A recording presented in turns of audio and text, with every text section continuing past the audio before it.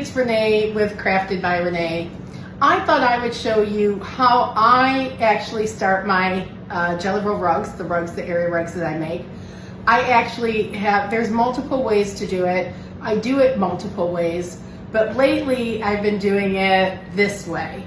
So you have options. If you are a person who does jelly roll rugs, you can kind of gather it up, bunch it up, scrunch it, and make it so that your tubes start kind of like this, and you keep scrunching and get it so that it makes a good little circle, and then you put your pieces together and your sewing space is here, and then you will bring this part around the bottom and you keep going in a circle if you're doing your ovals, or if you go and do, a circle rather than an oval.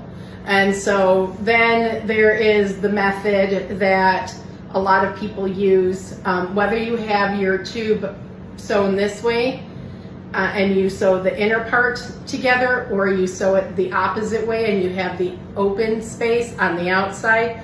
I prefer to sew mine with the smooth surface on the outside. I think it gives it a much more finished look. And so I will start with, this method often and just kind of scrunch it, and you make it kind of a little rounded. You just have to keep scrunching it until you can get all the little pieces to line up, and then you pin it and you sew it you sew it together, and then you go around and around and around at the base, and you keep doing that. The other method that's popular out there is to do a flap. So you bring the flap one direction, then you bring the flap the other direction, and then again you end up with something like this, and when you go around and this will become rounded as you go bring it around. I have made it so that I don't have all these various ways of doing it. I do one change. So mine is I fold it at the top kind of on an angle, so that the front is on an angle right here.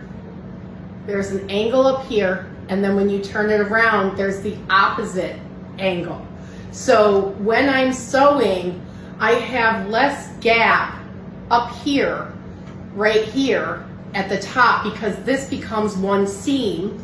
So I start by meeting it up a little bit above the meet spot, where the two pieces meet, and I sew straight down, and then I come back and I actually flatten the flap on the back.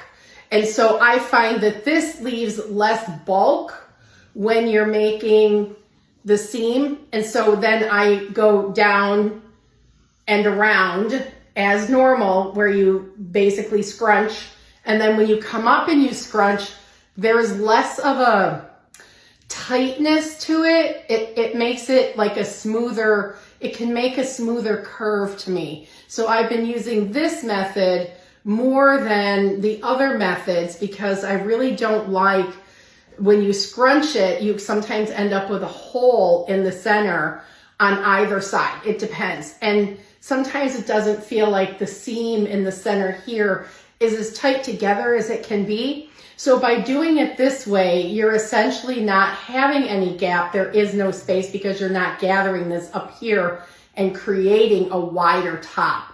And so this works for me best. I love it.